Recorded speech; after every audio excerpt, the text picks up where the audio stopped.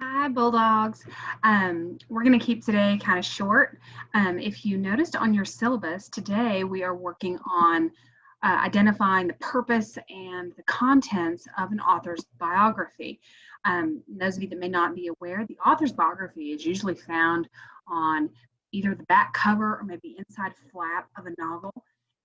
It's not very long. So when you might have read a biography in the past, it's got several chapters, right? A chapter for each part of the person's life. You don't have that kind of space just to read a little blip about the author before you choose to read the novel.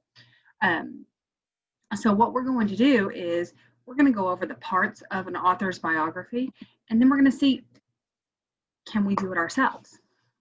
So when you are looking at an author's biography, it never says, I wrote this book when I was 10 and I was very excited when it became a movie. It never says that. The author's biography is always written in the third person. And if some of you don't remember the difference between your points of view, the third person is always like it's written from somebody else. So if I were writing an author's biography for one of your authors for your current novel that we've just started this week, I might refer to Sir James Matthew Barrie, or I might refer to Stevenson.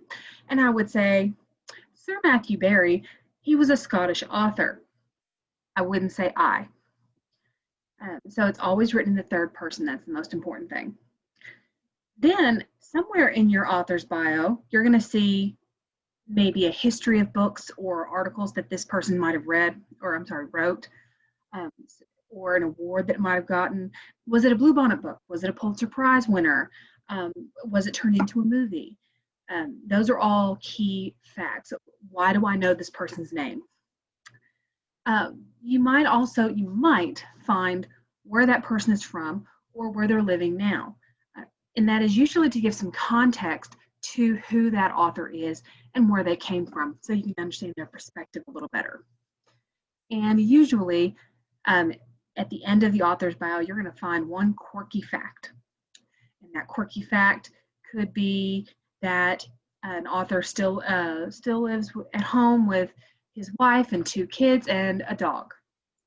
Something unusual. Just a little bit about them to let you get to know their own personality. Okay, so what we're going to do is I'm going to show you what you're going to do for your assignment this week or for today. Now, this is pulled up for my regular English class. My honors class, your example covers the author for your novel. So, if we look, we can examine the author's bio for the current novel that we are doing. And I'm going to exit out so you can see the text box. So, if we look here, Sir James Matthew Barrie, 1st Baronet, OM, 9 May 1860 through 19 June 1937.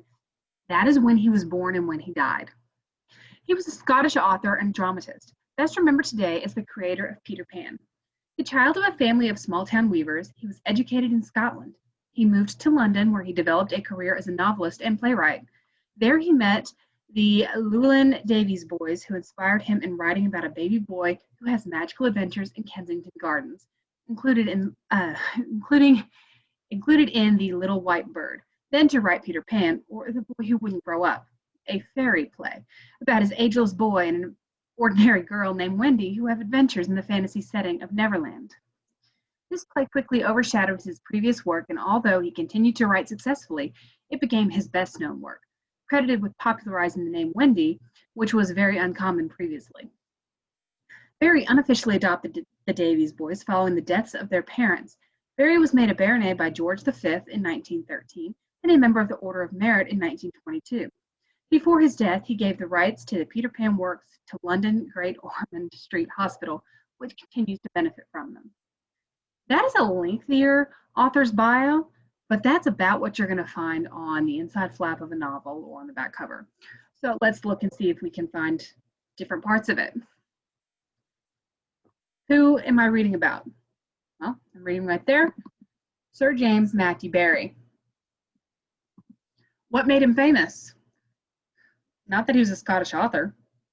No, he's remembered today because he created Peter Pan. he created Peter Pan. And Peter Pan has been adapted to fit so many different books. It's been referenced in novels since it was published, and it's been turned into a variety of movies as well. Where was he from? Well, he's Scottish, but he was educated in Scotland, but it also says he moved to London. That's important because that lets us know the perspective in this story of being in London. And then I would say his quirky fact is he actually adopted the boys. He had no relation to them other than he knew the parents. He adopted them when they needed it. And it goes on to list his awards that he got, and that is a very in-depth bio. So what you're going to do, and like I said, for my honor students, yours that you can see on your end covers the author of Treasure Island in the same fashion. So for your assignments today, you're going to assume that you just wrote the next great American novel, all about a hobby that interests you. And it can be any hobby. It could be a sport, it could be a game, it could be drawing, it could be painting, anything. And you're going to write a quick author's bio you might include on the back cover of your book. Be sure to include writing in the third person, just as though somebody else were writing it.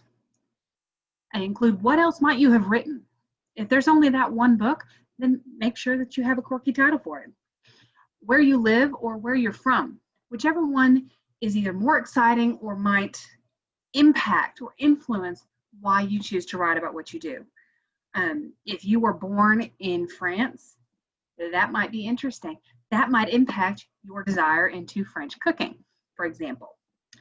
And make sure you include a fun detail that would interest a reader to read more about you and your writing, okay? And you can do that on the next slide. This is attached to all of your assignments on Canvas. So if you have any questions, please reach out. I'm here just a step away. And you can always check in with me during our weekly Zoom meetings, okay? So I wish you guys the best of luck and have a great day.